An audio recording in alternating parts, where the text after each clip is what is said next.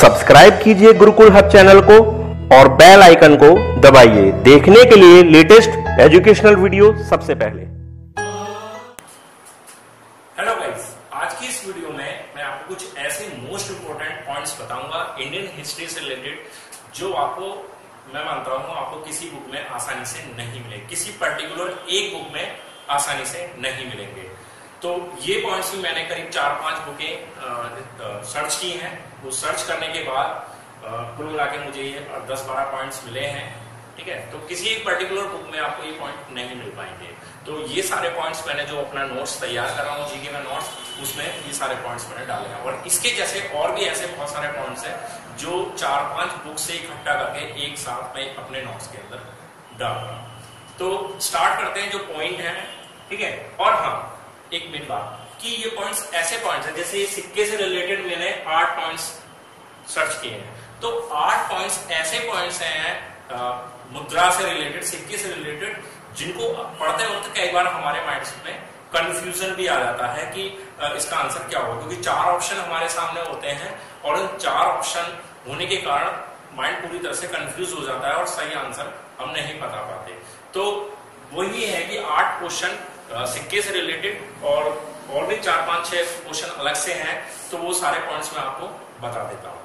ठीक है, थोड़ा सा कंफ्यूजन भी खत्म हो जाएगा और इसको अगर तैयार कर लेंगे तो यहाँ से 1 या 2 क्वेश्चन पेपर में निश्चित रूप से पूछा जाता है, तो वो भी आपका तैयार हो जाएगा, प्रिपेयर हो जाएगा। ठीक है, तो स्टार्ट करते हैं। जो हमारा फर्स्ट पॉइंट है कि भारत में सर्वप्रथम सोने के सिक्के जारी किए थे। सोने के सिक्के जारी किए थे हिंद यूनानी ने।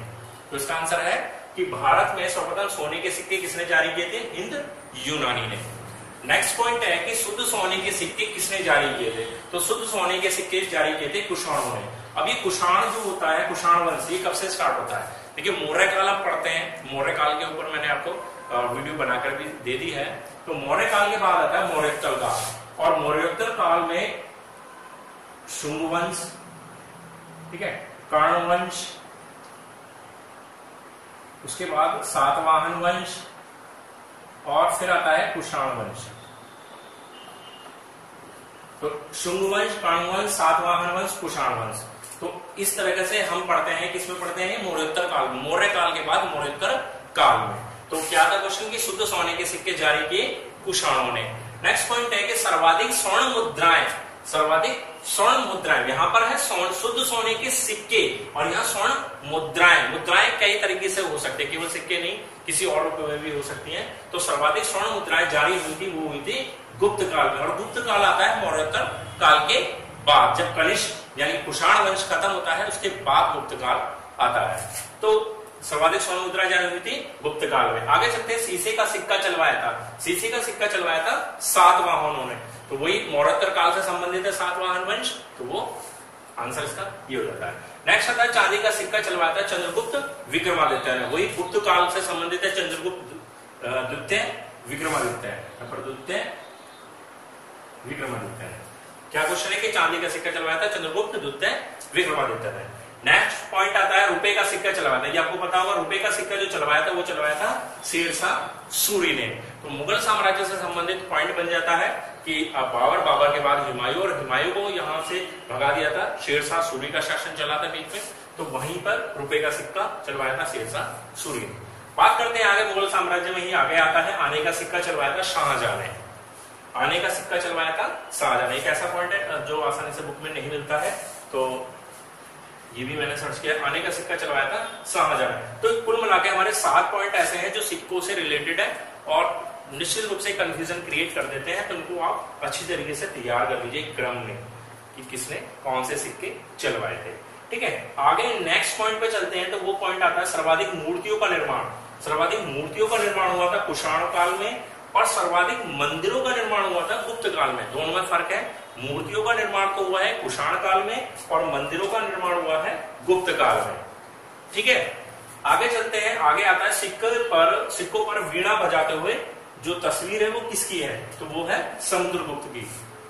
सिक्कों पर जो मुद्राएं थी उस वक्त, सिक्कों पर जो वीणा बजाते हुए तस्वीर है वो किसकी है? समुद्रगुप्त की। तो स्वर्ण मुद्राएं चलाई गई थी गुप्त काल में और गुप्त काल से संबंधित है समुद्रगुप्त। तो वहीं पर स्वर्ण मुद्राओं पर जो सिक्के हुआ करते थे उन पर बीड़ा बजाते हुए तस्वीर जो स्थित है वो है समुद्रगुप्त की। ठीक है गाइस, तो ये कुल मिलाकर 10 पॉइंट हो गए हैं जो मैंने आपको बताए हैं। आगे देख लेते हैं, अगर आपको नोट करना नोट कर सकते हैं। ठीक है, तो आगे चलते हैं।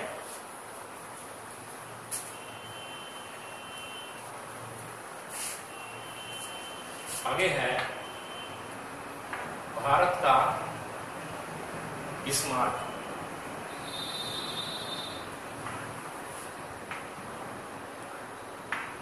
भारत का आइंस्टीन। आगे है भारत का मिल्टन। तो ये सब उपाधियां दी हुई थी, तो इसको पढ़ लेते हैं। भारत का मिसबाह कहा जाता है सरदार वल्लभ भाई पटेल। भारत का आइंस्टीन कहा जाता है नागार्जुन। और भारत का मिल्टन कहा जाता है, वो कहा जाता है आशुतोष को।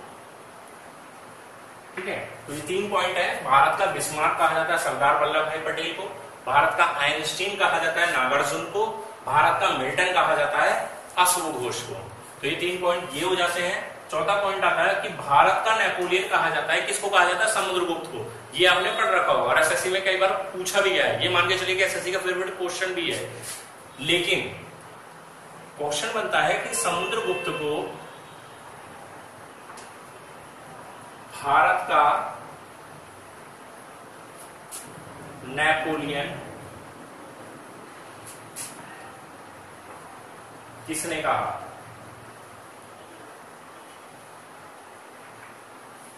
ठीक है, तो आंसर है Winston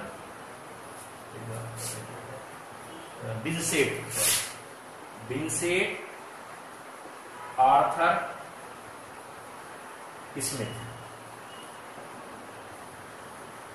Vincent Arthur Smith. Samudragupta को भारत का नेपोलियन कहा जाता है, ये तो आपने पढ़ रखा होगा। लेकिन समुद्रगुप्त को भारत का नेपोलियन किसने कहा था? तो यह है Vincent Arthur Smith. Most important point है। जब भारत का नेपोलियन नहीं पूछेगा कि किसे कहा जाता तो वो पूछेगा कि किसने कहा था, तो विंसेंट आर्थर स्मिथ। आगे एक पॉइंट और आता है नेक्स्ट कि ईरान का नेपोलियन किसे कहा जाता है? ईरान का नेपोलियन। तो ईरान का नेपोलियन कहा जाता है नादिर शाह को। ईरान का नेपोलियन कहा जाता है नादिर शाह को। तो गाइस ये कुल मिला के 15 पॉइंट्स हो गए हैं जो मैंने आपको इस वीडियो के जरिए बता दिए हैं।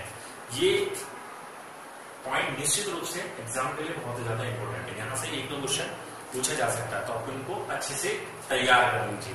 ठीक है, बाकी जो हमारा क्रम चल रहा है मौर्य काल मैंने बता दिया है, उसके मेन पॉइंट्स आपको बता दिए हैं। अब आप बात करेंगे नेक्स्ट वीडियो में मौर्योत्तर काल, फिर गुप्त काल, वैसे उसी सीरीज में चलते रहेंगे। ये मैंने आपको बस बीच में कुछ मोस्ट इंपोर्टेंट पॉइंट्स मुझे दिखाई दिए, तो मैंने आपको एक वीडियो के जरिए बता दिए। वैसे हमारे नोट्स में ये सारे पॉइंट्स आने वाले हैं।